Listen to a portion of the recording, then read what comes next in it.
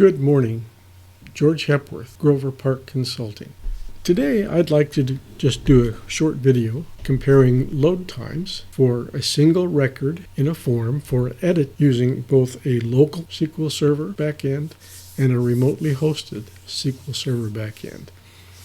In the last couple of videos I've uploaded, I demonstrated a technique for limiting the number of records loaded into a form for edit to one record at a time. In that process, I pointed out that I could not identify a significant performance difference with the number of records involved, which is just under 2,000, or just a little over 1,900. I wanted to see if I could pin that down more closely, and that's what I've done. Let me show you, using the same sample database. Let's use the version of the Lander Trail Foundation's mobile library catalog, which is connected to the remote SQL Server database. Opening the books form, add all of the 1,929 books to my selection dropdown, and we'll start by just throwing a couple of records into the form for edit. Notice again that we load one record at a time into the form for editing. I'll just pick half a dozen books and load them.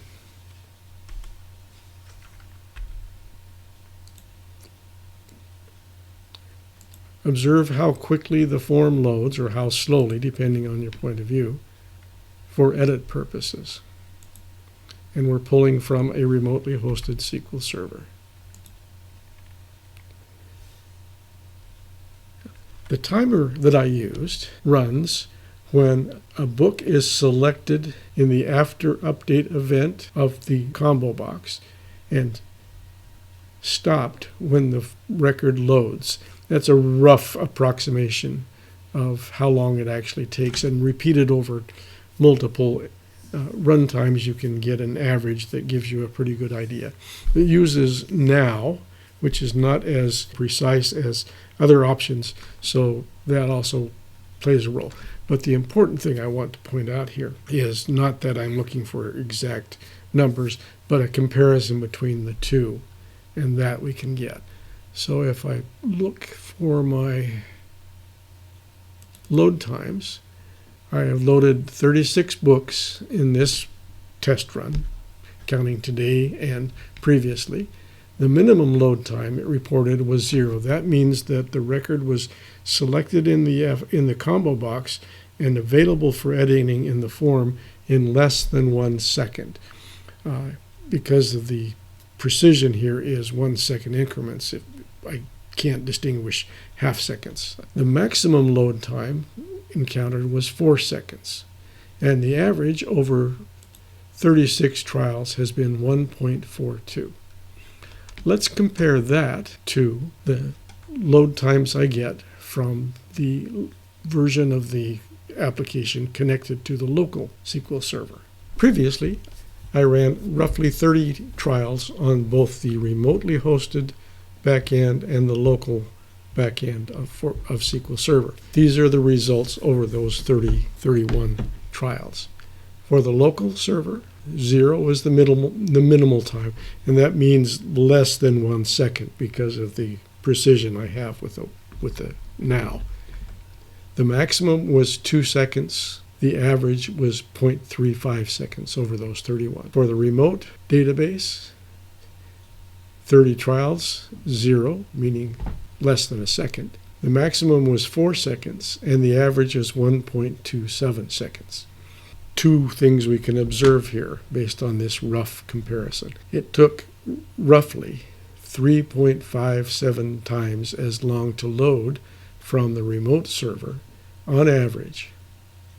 And this is selecting a record in the combo box and having that record settle and ready to edit in the form. However, even though it's 3.5 times as long, on average it's still less than 2 seconds, just over 1.25 seconds.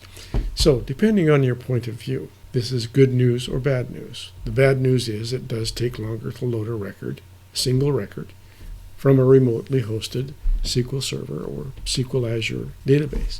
The good news is that it's still slightly over 1 second And for the average user, the question then becomes, do they expect sub-second load times, or is slightly over 1 second load time acceptable? That's a decision you'll have to make in your own environment for your users using your database. To remind you one more time, we're not talking about loading massive numbers of records into a form at once. I'm saying select one record, load that one record. Given that limitation, this should remain fairly accurate regardless of the number of records in the back end. I'll leave it up to you to test on your own databases where you have thousands or hundreds of thousands of records. Thank you. Don't know if you learned anything new or concrete, but it is an interesting and useful comparison, I think, between what's possible locally and what's possible in a remote database. If you liked what you saw, don't forget to hit the like button. Feed my need for likes. Subscribe to my channel, and I'll see you next time.